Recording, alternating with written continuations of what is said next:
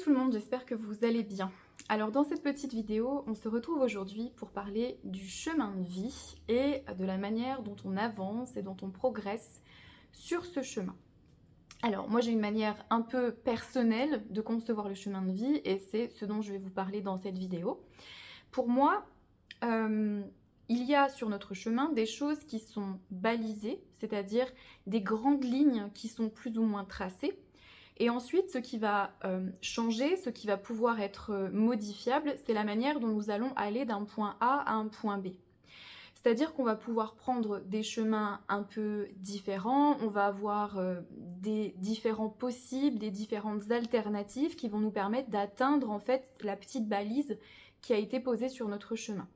Donc, ça veut potentiellement dire qu'il y a quelque chose, quelques petites choses, quelques éléments qui ont été décidés avant qu'on arrive ici, mais ça veut aussi dire que notre libre arbitre et notre capacité à choisir nous permet d'aller sur un chemin plutôt qu'un autre.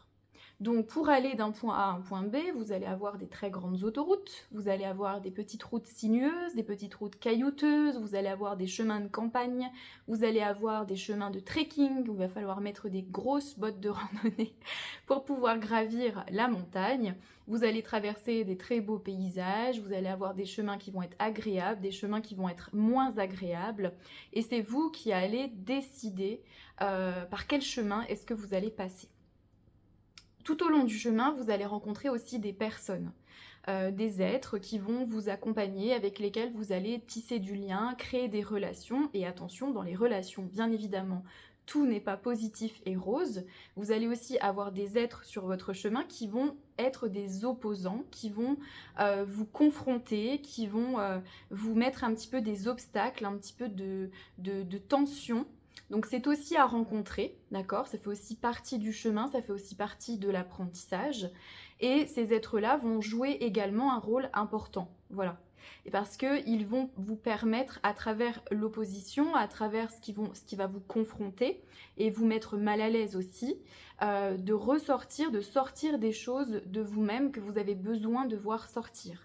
Parfois, ça peut être de la colère à libérer, ça peut être des ressources, des outils, la capacité à vous positionner, la capacité à vous poser des limites. Et tous ces êtres opposants vont vous permettre ça. Dans la vie, si on rencontre jamais d'opposition, si on rencontre jamais de confrontation, on n'évolue pas, ou on évolue très peu. Parce que du coup, ça ne va pas nous pousser à nous remettre en question, à nous interroger, à changer de point de vue, à changer le regard. Donc l'opposition fait aussi partie de l'apprentissage et du chemin. Le truc, je précise, c'est qu'on n'est pas obligé de reproduire sans arrêt les mêmes schémas, de se diriger toujours vers les mêmes personnes et d'être dans des schémas toxiques tout le temps. Quand vous rencontrez quelqu'un et que vous vous installez dans un schéma toxique avec cette personne, que ce soit dans une relation amicale, familiale ou encore... Bon, familiale, c'est encore différent parce que ça appelle d'autres niveaux de compréhension et d'analyse. En tout cas, amical, professionnel ou amoureux. Dans cette relation-là, quand vous vous installez dans un schéma de toxicité, c'est peut-être qu'il y a quelque chose à comprendre, quelque chose à apprendre, quelque chose à découvrir de vous-même. Souvent, c'est souvent par rapport à vous-même. Hein. Et donc, du coup, une fois que c'est appris, une fois que c'est compris, une fois que c'est vu, il n'y a pas forcément nécessité que ça se reproduise. En fait, c'est nous qui allons décider combien de fois, combien de temps il va falloir qu'on se trouve confronté à des situations pour passer à l'étape d'après. C'est un peu comme des niveaux, comme des paliers. Donc quelquefois, on va vivre une relation toxique, et puis on va revivre une relation toxique avec une autre personne, avec différents paramètres, puis on va revivre une relation toxique avec une autre personne avec encore d'autres paramètres différents, jusqu'à ce qu'il y ait un déclencheur, une évolution, qu'on franchisse un palier et qu'on se dise « Ok, là c'est bon, j'y retournerai plus, j'ai compris ». Donc ça peut se faire en une fois, ça peut se faire en 3 fois, ça peut se faire en 5 ans, comme ça peut se faire en 10 ans. Ça dépend en fait de notre capacité intérieure, donc ça se décide à différents niveaux aussi, de comprendre et d'évoluer, en fait, tout simplement. Donc sur ce chemin, il y aura ces opposants qui vont aussi quelque part nous pousser, nous aider et nous faire évoluer à leur manière. Oui, effectivement, c'est pas agréable. Ça nous met parfois dans des états pas possibles. Ça nous fait frôler des degrés des fois de dépression profonde, etc. Mais en même temps, ça fait partie du chemin. Donc, vous avez ces petites balises qui sont posées sur votre chemin, ces points, on va dire, un petit peu centrales, ces points de rendez-vous dans votre existence, et différentes manières d'y aller, plus ou moins laborieuses, plus ou moins fluides. Parfois, on peut faire aussi des détours. Ça arrive, par exemple, qu'on n'aille pas directement du point A au point B, mais qu'on fasse un détour de plusieurs centaines de kilomètres. Des fois, qu'on tourne en rond aussi autour de certains ronds-points parce que on n'est pas sûr de savoir où on va. Donc, tout ça, c'est ce qu'on appelle la temporalité. C'est la manière, en fait, dont on va évoluer dans le temps, la manière dont on va étirer aussi plus ou moins le temps pour arriver d'un point A ou un point B. Donc, ça peut être à un point B, ça peut être très direct, mais ça peut aussi prendre beaucoup plus de temps en fonction de où on en est. Parfois, on s'est un petit peu perdu dans certains espaces, on décide de rester un peu plus longtemps dans une relation, même si on sait que c'est fini, on veut quand même en profiter encore, donc du coup, on va prendre plus de temps. Mais tout ça, ce n'est pas du retardement. En fait, dans le chemin de vie, le principe d'être en retard, ça n'existe pas. Il n'y a pas l'idée de oh là là, là j'ai perdu du temps, j'ai mis trop de temps. On peut avoir l'impression effectivement de perdre du temps et se dire bah, la prochaine fois j'irai plus vite ou je perdrai moins de temps. Mais en réalité, sur l'échelle du chemin de vie, on ne perd pas de temps. On arrive toujours là où on doit être, au moment où on doit l'être. Parfois, c'est plus ou moins proche ou plus ou moins loin. Mais c'est comme si ces balises-là, on ne pouvait pas les éviter. En fait, on ira de toute manière, mais les chemins seront différents. Du coup, quand vous consultez par exemple des gens qui vous font des guidances ou des voyants ou des personnes comme ça, qui vous disent dans 6 mois, dans 1 an, il se passera ça, et puis vous, dans la vie, il vous arrivera ça, etc. En fait, ça dépend. C'est jamais certain. Parce que la temporalité, en tout cas la manière dont vous allez aller vers votre point B ou votre point C, peut être tellement différente avec des chemins multiples que vous n'êtes pas sûr d'y arriver en temps voulu. C'est-à-dire le voyant peut vous dire dans 6 mois et en fait ça sera dans 2 ans. Parce que peut-être qu'entre-temps, il y a d'autres choses qui vont arriver. Cette temporalité, elle change tout le temps en fait. On peut pas dire, c'est pour ça qu'on a du mal à évaluer quand est-ce que ça va se passer. Des fois, on sait, parce on est un peu clairvoyant, donc on sait sur notre chemin qu'il va se passer telle ou telle chose, mais on ne peut pas dire quand. En général, on le sait, mais on ne sait pas quand ni comment. On ne sait pas par quels moyens, on ne sait pas avec quelle personne, mais on sait que ça va se passer. C'est des certitudes, c'est comme quelque chose qui est inscrit dans notre programme intérieur, mais on ne sait pas à quel âge, ni avec qui, ni comment.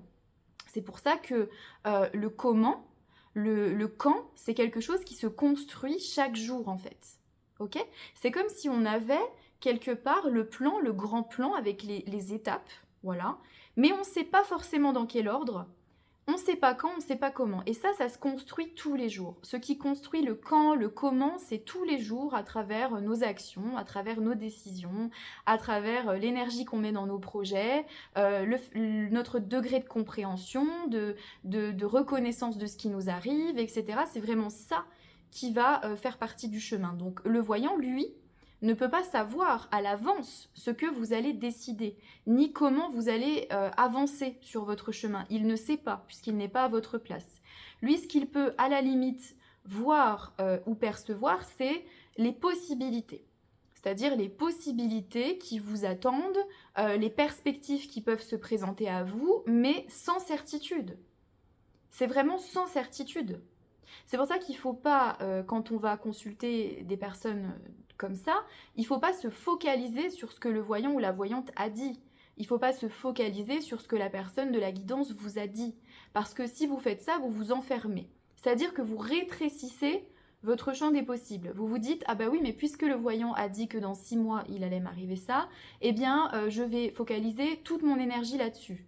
En oubliant peut-être le reste, ce qui est très dommage. Et peut-être que plus vous allez focaliser votre énergie là-dessus, moins ça va arriver. Parce que peut-être qu'au fond de vous, c'est pas le moment, peut-être que ça sera plus tard, ou peut-être que ça n'arrivera jamais. Tout ça, c'est extrêmement incertain. Tout ce qui concerne les prédictions sur l'avenir, sur ce qui va se passer pour l'humanité, pour vous, sur votre chemin, c'est très incertain. À la limite, Quelque chose de beaucoup plus intéressant et je trouve beaucoup plus efficace et beaucoup plus proche de la réalité de l'instant, c'est par exemple si vous souhaitez en savoir plus sur vous-même, sur ce que vous êtes, vous pouvez par exemple faire quelque chose qui va vous rapprocher plus de vos caractéristiques et de vos spécificités. Moi par exemple j'avais fait un thème astral. Alors je connaissais pas du tout, je m'intéressais un tout petit peu à l'astrologie, mais là je vous parle pas de l'astrologie dans les magazines hein, ou ce qu'on entend à la radio. Je vous parle de la vraie astrologie avec le thème, avec les symboles, avec le sens des symboles, cette science finalement qui est extrêmement précise. Et quand j'avais fait mon thème astral avec une astrologue de métier, je m'étais surprise en fait à trouver que c'était très précis. Toutes les choses qui sont sorties de mon thème, qui me donnent des indications sur par exemple ce que je suis, les énergies que je porte, par rapport à ma naissance, par rapport à mes planètes, etc. Mais c'était très juste. En fait, je me suis beaucoup reconnue dans ce qui a été dit et ça m'a permis aussi de comprendre quelque part un petit peu mieux comment je fonctionnais, qu'est-ce qui était important pour moi, de quoi j'avais besoin dans ma vie professionnelle, ce qui était relatif à la vision de la famille, à la vie pro, à différents aspects comme ça. Et ça, c'était extrêmement intéressant, ça m'a beaucoup aiguillée à cette époque-là, et ça m'a permis aussi de me réconcilier un petit peu avec certains aspects de moi-même que j'avais tendance à voir comme des problématiques, alors que pas du tout. Donc il y a l'astrologie, il y a également la numérologie qui peut vous permettre d'avoir un thème sur ce que vous êtes, vos caractéristiques. Moi je ne vous parle pas de ce qui va se passer après. Par exemple quand vous faites bon allez qu'est-ce qui va se passer dans mon année 2025 quand on est dans l'avenir, je ne vous parle pas de ça parce que ça c'est très incertain. Et parfois ça peut vous aiguiller maladroitement sur votre chemin. Je vous parle plus de ce qui peut vous donner des billes, des compréhensions, des petites lumières comme ça sur ce que vous êtes, vos spécificités. En fait, plus vous allez vous rapprocher dans votre chemin de vie de ce que vous êtes, de votre nature, des énergies que vous portez, de votre couleur, plus en fait vous allez pouvoir vous déployer et avancer au plus proche de ce que vous êtes.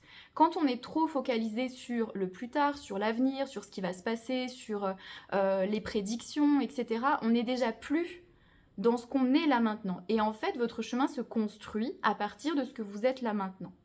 Donc, quand on parle du chemin de vie, on a tendance à s'imaginer un très long chemin et tout de suite, on pense à l'avenir. Mon chemin de vie, qu'est-ce qui va m'arriver? Est-ce que je vais atteindre mes objectifs? Est-ce que je vais réaliser mes projets, etc. On est beaucoup dans la projection sur l'avenir. Mais en réalité, le chemin de vie, ça se construit au quotidien. C'est quelque chose qui en fait, est là dans l'instant. Ça rayonne dans l'instant, ça s'exprime dans l'instant, donc c'est vraiment dans l'instant, dans ce que vous êtes là maintenant, et c'est ce que vous êtes là maintenant, ce que vous nourrissez maintenant, ce que vous aimez maintenant, ce dont vous rêvez maintenant, qui quelque part va construire petit à petit le chemin. Donc c'est vraiment quelque chose qui se construit au jour le jour. C'est pas quelque chose d'hyper déterminé, un peu fataliste, où on se dit oh bah oui, de toute façon, moi dans ma vie, m'arrivera ça, ça, ça, je le sais parce que je sais pas, la voyante me l'a dit, ou ce genre de choses. Non. Parce que quand on fait ça, on réduit. Et il y a une autre chose à prendre en compte aussi qui, je trouve, est extrêmement intéressante en ce qui concerne la voyance et les prédictions sur l'avenir, c'est que parfois, si par exemple le voyant ou la voyante vous dit vous allez rencontrer ou vous allez créer un projet, par exemple, là, dans l'année, qui va être en rapport avec les animaux, admettons, ok? Ce qui va se passer, c'est que il se peut que vous preniez cette prédiction, ce projet vraiment pour vous, et que vous vous mettiez, en fait, à œuvrer pour que ça aille dans ce sens. Et donc, forcément, ça ne voudra pas dire que la prédiction du voyant s'est réalisée, mais ce que ça veut dire, c'est que vous avez choisi de prendre ce que le voyant vous a dit et de travailler avec ça et de faire en sorte que ça se produise. Donc, quand on imagine le chemin de vie, l'avenir, etc., on a toujours tendance à voir que les choses un peu nous tombent dessus. Comme ça. C'est-à-dire, ça m'arrive, ça vient jusqu'à moi, ça me tombe dessus. Mais en fait, c'est pas vraiment comme ça. C'est de la co-création.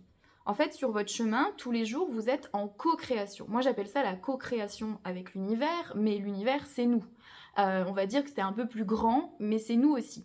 Donc on co-crée chaque jour en fait avec les énergies, l'univers, la vie. En fait, on est co-créateur, voilà, on peut dire aussi créateur, mais moi j'aime bien cette idée de co-création parce que moi ce que je vois c'est que il y a effectivement notre chemin, il y a notre élan intérieur vraiment qui nous pousse, qui nous anime tous les jours. Donc c'est vraiment quelque chose de très profond qui est en dehors du mental, etc. C'est peut-être ce qu'on pourrait concevoir comme l'âme, par exemple. Et il y a comment nous, au niveau de notre personnalité, nous allons co-créer avec cet élan intérieur. Parce que cet élan-là, il n'est pas toujours compréhensible, il n'est pas toujours accepté par le mental ou par la personnalité. Il peut y avoir des résistances entre ce qui me pousse vers quelque chose et mes peurs, mes incertitudes, etc. Donc toute la subtilité et la magie de la chose, c'est d'arriver en fait à écouter cet élan intérieur et à co-créer, c'est-à-dire à faire en sorte chaque jour dans notre vie que on prenne en compte cet élan qui nous pousse, qui nous fait avancer sur notre chemin et qu'on y mette les énergies, qu'on y mette les intentions, qu'on y mette les projets, les actions qui vont nous permettre en fait d'aller dans le sens de cet élan, voilà, de cet élan de vie qui nous traverse. Et là, on est dans la dynamique de co-création. Donc même si vous allez voir un voyant et qu'on vous dit va vous arriver ça, ça ou ça, en fait c'est pas que ça va vous arriver, c'est que quelque part vous allez co-créer en ce sens pour que ça se produise. Ça peut pas se produire si vous n'êtes pas dans la création de ce qui va se produire en fait. Il faut vraiment les deux, voilà.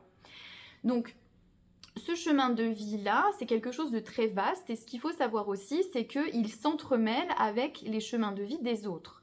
Donc il y a plusieurs niveaux de lecture dans un chemin de vie. Il y a effectivement nous, sur notre chemin qui avançons petit à petit, mais il y a aussi les personnes qu'on va rencontrer qui, elles aussi, ont un chemin propre.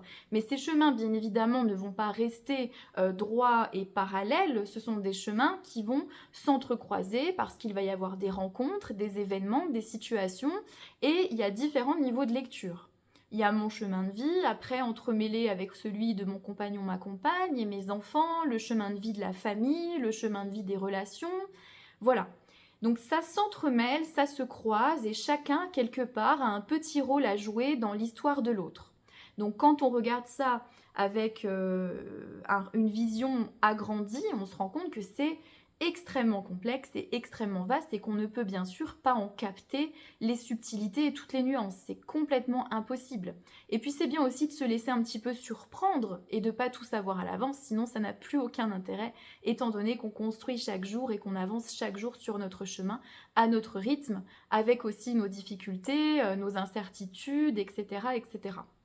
Donc, différentes lectures dans ce chemin de vie, mais très important, chaque chemin est indépendant. Vraiment, le chemin, votre chemin, c'est votre chemin. Ça veut dire que vous êtes maître du chemin, quoi qu'il arrive. Personne ne pourra vous faire prendre une direction ou vous faire aller dans un sens où vous ne voulez pas aller.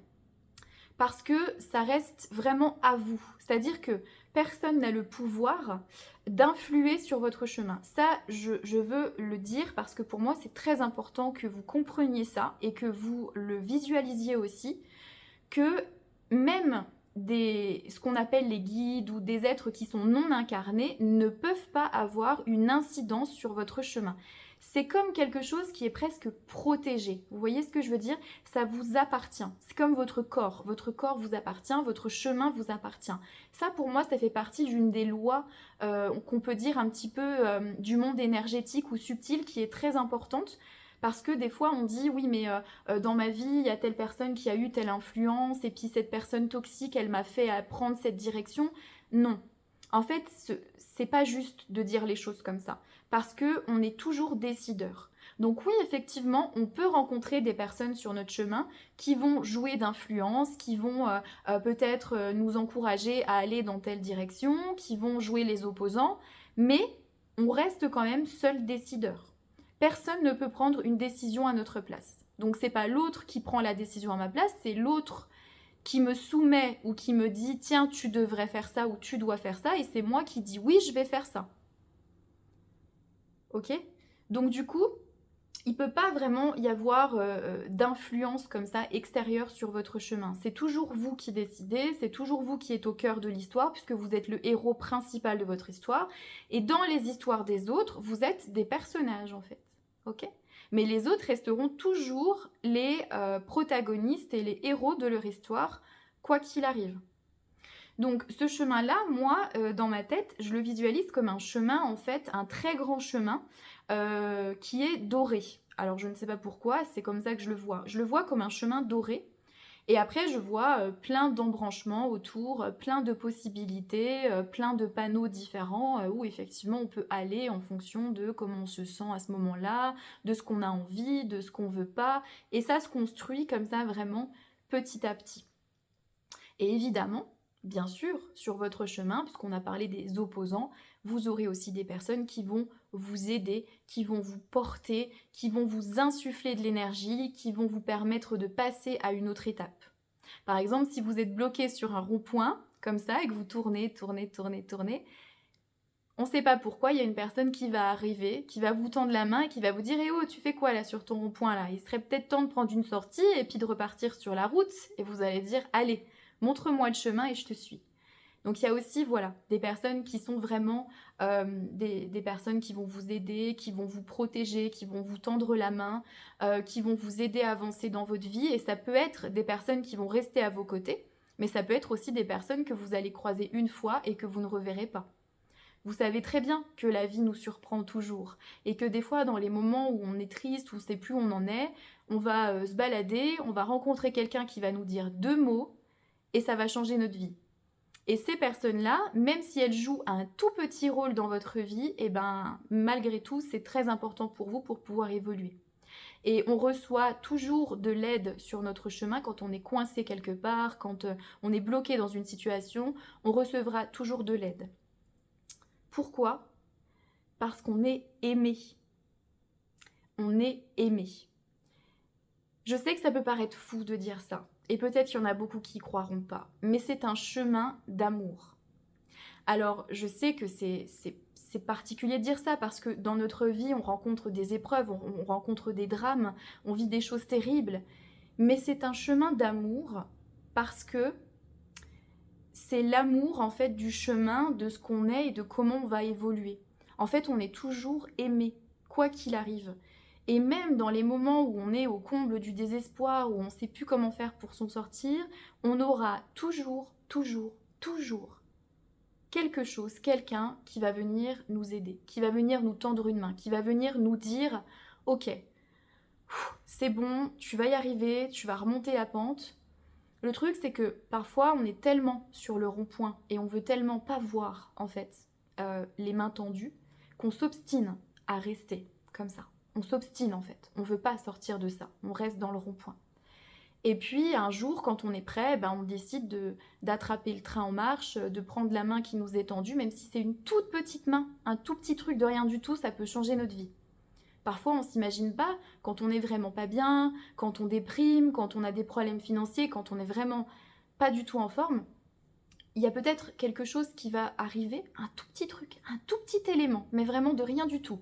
Par exemple, je sais pas moi, une voisine qui va toquer chez nous, qui va nous demander du sucre, ou qui va demander peut-être de garder son fils parce qu'elle doit vite partir. Ça peut être, je sais pas moi, quelqu'un qui nous dit dans la rue, tiens, une petite proposition d'emploi, peut-être pour 10 heures par semaine. On se dit, oh bah oui, mais bon, j'ai pas envie de garder l'enfant de la voisine, j'ai pas de sucre, laissez-moi tranquille, je suis dans ma dépression, je veux voir personne. Et puis le monsieur qui nous propose par exemple un petit emploi 10 heures par semaine, on se dit, bah non, ça va pas me permettre de vivre, quoi. Parce qu'on a d'autres projets. Mais le truc, c'est que ça, c'est des mains tendues. C'est rien du tout. Mais peut-être que la voisine, si vous lui prêtez du sucre, eh ben, elle va peut-être revenir vous voir et puis ça va peut-être changer votre vie parce qu'elle va vous proposer quelque chose ou parce qu'elle va vous aider à son tour et ça va peut-être devenir votre amie. Peut-être que si vous gardez l'enfant de la voisine, eh bien, ça va bien se passer avec l'enfant, ça va vous donner peut-être une porte pour vous dire tiens, je vais peut-être faire du babysitting ou je sais pas quoi. Et peut-être que ce petit emploi de 10 heures par semaine, si vous l'acceptez, même si c'est pas grand-chose, ben, si vous travaillez bien, il y aura peut-être un 20 heures, à 25 heures, à 35 heures, et hop, ça va vous sortir de la panade. Vous voyez ce que je veux dire? C'est des petits exemples. Mais ce que je veux dire, c'est que ces petites choses-là, même quand on n'est pas bien et qu'on est au comble du désespoir, c'est super important. Et c'est des petites mains tendues de l'univers. Et il faut savoir les attraper. Même si ça nous coûte, même si c'est pas ce qu'on a imaginé, même si c'est pas ce qu'on veut tout de suite, même si c'est pas ce qu'on projette, c'est un début. Et parfois, quand on est vraiment pris dans le rond-point ou au fond du trou, il nous faut ce petit truc. Et ça vient à nous. Ça vient à nous de toute manière. Il y a toujours des ressources, toujours des outils, toujours des personnes et il faut aussi pouvoir aller chercher. Mais une aide sera apportée, peu importe la forme qu'elle va prendre, une aide sera apportée parce que quoi qu'il arrive, on est aimé. Moi, je suis convaincue de ça, on est aimé et on nous veut du bien, vraiment. On nous veut du bien. L'univers, la vie nous veut du bien, quelque part. En tout cas, moi, c'est ce que je crois. Merci d'avoir partagé ce petit moment avec moi sur la thématique du chemin de vie. Si vous avez apprécié cette vidéo, vous pouvez mettre un petit pouce en l'air pour me soutenir. Vous pouvez commenter également pour partager votre expérience ou votre conception aussi à vous de ce que c'est le chemin de vie et de ce que vous voyez quand on parle de ça, du chemin, de comment on progresse sur ce chemin. Et moi, je vous dis à bientôt pour une prochaine vidéo.